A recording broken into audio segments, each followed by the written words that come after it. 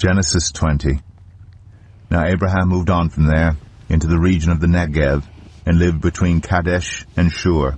For a while he stayed in Gerar, and there Abraham said of his wife Sarah, "She is my sister." Then Abimelech, king of Gerar, sent for Sarah and took her.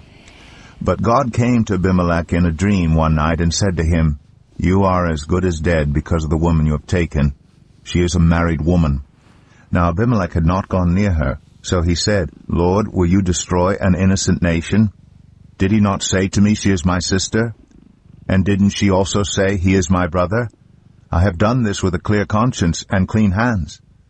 Then God said to him in the dream, "Yes, I know you did this with a clear conscience, and so I have kept you from sinning against me. That is why I did not let you touch her. Now return the man's wife, for he is a prophet, and he will pray for you, and you will live. But if you do not return her, you may be sure that you and all who belong to you will die." Early the next morning Abimelech summoned all his officials, and when he told them all that had happened, they were very much afraid. Then Abimelech called Abraham in and said, "What have you done to us? How have I wronged you that you have brought such great guilt upon me and my kingdom? You have done things to me that should never be done." And Abimelech asked Abraham, "What was your reason for doing this?" Abraham replied, "I said to myself, 'There is surely no fear of God in this place, and they will kill me because of my wife. Besides, she really is my sister, the daughter of my father, though not of my mother, and she became my wife. And when God had me wander from my father's household, I said to her, This is how you can show your love to me. Everywhere we go, say of me, He is my brother.' Then Abimelech brought sheep and cattle, and male and female slaves, and gave them to Abraham, and he returned Sarah his wife to him. And Abimelech said, 'My land is before you, live wherever you like.' To Sarah he said, 'I am giving your brother 1,000 shekels of silver. This is to cover the offense against you before all who are with you. You are completely vindicated.' Then Abraham prayed to God, and God healed Abimelech his wife, and his female slaves, so they could have children again. For the Lord had kept all the women in Abimelech's household from conceiving because of Abraham's wife Sarah. Genesis 21. Now the Lord was gracious to Sarah, as he had said. And the Lord did for Sarah what he had promised. Sarah became pregnant and bore a son to Abraham in his old age, at the very time God had promised him. Abraham gave the name Isaac to the son Sarah bore him. When his son Isaac was 8 days old, Abraham circumcised him as God commanded him. Abraham was 100 years old when his son Isaac was born to him. Sarah said, "God has brought me laughter, and everyone who hears about this will laugh with me." And she added, "Who would have said to Abraham that Sarah would nurse children? Yet I have borne him a son in his old age." The child grew and was weaned. And on the day Isaac was weaned, Abraham held a great feast. But Sarah saw that the son whom Hagar the Egyptian had borne to Abraham was mocking, and she said to Abraham, "Get rid of that slave woman and her son, for that woman's son will never share in the inheritance with my son Isaac." The matter distressed Abraham greatly, because it concerned his son. But God said to him, "Do not be so distressed about the boy and your slave woman. Listen to whatever Sarah tells you, because it is through Isaac that your offspring will be reckoned. I will make the son of the slave into a nation also, because he is your offspring." Early the next morning Abraham took some food and a skin of water and gave them to Hagar. He set them on her shoulders and then sent her off with the boy. She went on her way and wandered in the desert of Beersheba. When the water in the skin was gone, she put the boy under one of the bushes. Then she went off and sat down about a bowshot away, for she thought, "I cannot watch the boy die." And as she sat there, she began to sob. God heard the boy crying, and the angel of God called to Hagar from heaven and said to her, "What is the matter, Hagar? Do not be afraid. God has heard the boy crying as he lies there. Lift the boy up and take him by the hand, for I will make him into a great nation. Then God opened her eyes, and she saw a well of water. So she went and filled the skin with water, and gave the boy a drink. God was with the boy as he grew up. He lived in the desert and became an archer. While he was living in the desert of Paran, his mother got a wife for him from Egypt. At that time Abimelech and Phicol, the commander of his forces, said to Abraham, God is with you in everything you do. Now swear to me here before God that you will not deal falsely with me or my children or my descendants. Show to me in the country where you now reside as a foreigner the same kindness I have shown to you. Abraham said, I swear it. Then Abraham complained to Abimelech about a well of water that Abimelech's servants had seized. But Abimelech said, I don't know who has done this. You did not tell me, and I heard about it only today.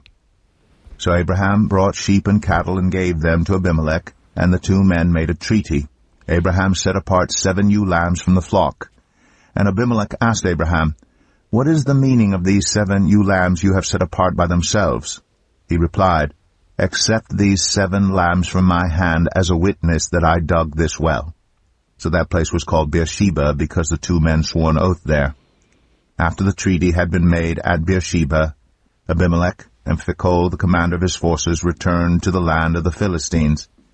Abraham planted a tamarisk tree in Beersheba, and there he called on the name of the Lord, the eternal God.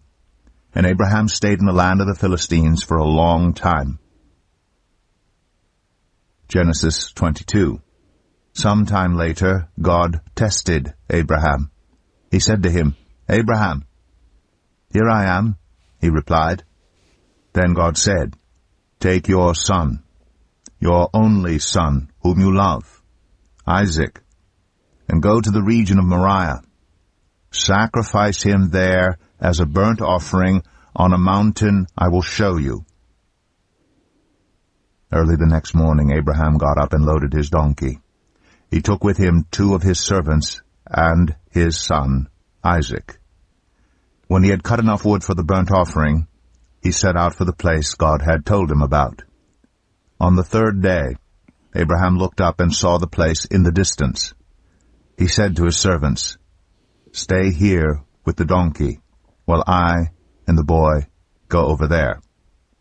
We will worship, and then we will come back to you. Abraham took the wood for the burnt offering and placed it on his son Isaac, and he himself carried the fire and the knife. As the 2 of them went on together, Isaac spoke up and said to his father Abraham, Father? Yes, my son, Abraham replied. The fire and wood are here, Isaac said. But where is the lamb for the burnt offering? Abraham answered, God himself will provide the lamb for the burnt offering, my son. And the 2 of them went on together. When they reached the place God had told him about, Abraham built an altar there and arranged the wood on it. He bound his son Isaac and laid him on the altar on top of the wood. Then he reached out his hand and took the knife to slay his son. But the angel of the Lord called out to him from heaven, Abraham, Abraham, here I am, he replied. Do not lay a hand on the boy, he said. Do not do anything to him. Now I know that you fear God, because you have not withheld from me your son, your only son. Abraham looked up, and there in a thicket he saw a ram caught by its horns. He went over and took the ram and sacrificed it as a burnt offering instead of his son. So Abraham called that place, The Lord Will Provide. And to this day it is said, On the mountain of the Lord it will be provided.